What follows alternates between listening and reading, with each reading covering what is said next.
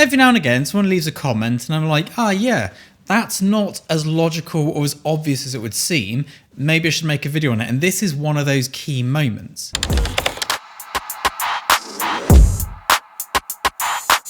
Now, this particular comment is all about composition, and I'm going to show you how to compose commercial photographs because it's very different to personal work and editorial work.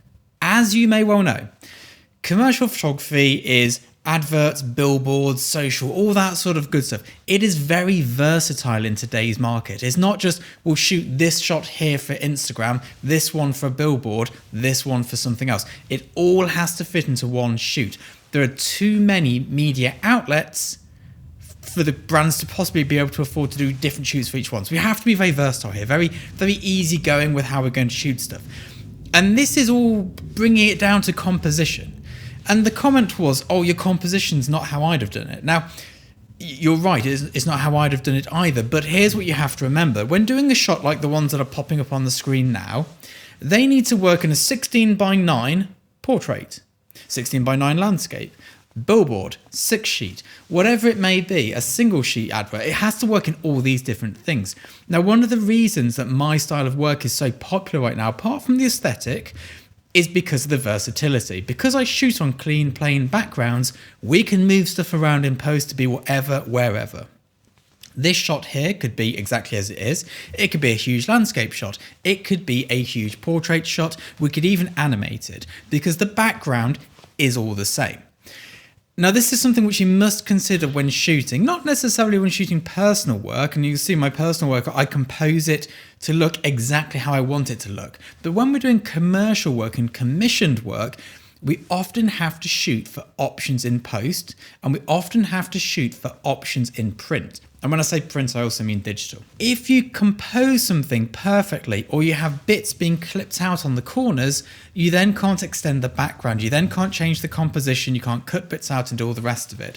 As I've said before, one of the reasons why we've moved to a 100 megapixel camera is not because we need more resolution for a print or something. It's because we need more options in post. We need to be able to crop in more different which ways. We need to be able to shoot a bit wider sometimes and then crop in. Or sometimes we shoot very detailed and close, knowing it's going to go on a big billboard, but and that's when we can get away with less resolution. But I'll be honest, I like the look of high resolution cameras. They do have a look on detail shots, like macro close-up shots. So here is how I compose my shots for commercial work. When we're doing a commercial job, if they say, we're not sure what the end usage is going to be or the final output will be, we're like, okay, don't worry. Because I shoot on these plain backgrounds, and I'll get to what you should do if you shoot on busy backgrounds in a bit, but because I shoot in these plain backgrounds, we center it. We go for optical excellence. We put it bang in the middle of the frame. We shoot it with plenty of breathing room around it. We meter it so that the background is even on all corners, so we can just do anything we want in post. We can build it however we want. You might be going, well, that's not very creative. This is commercial work. It is not being an artist all the time. My personal work is where I get creative. This is where we nail a brief and get an advert done. Now, if you have a busy background, things get a bit more complex, but you'll also notice they won't have the same expectations. If you're shooting in a forest, a portrait setting, chances are it's going to be used for editorial. It's very rare somebody would want an advert on a billboard with a busy background. They'll also often have a very blurred background if they are going to do that. And we have done these sorts of shots when we used to work in portraiture.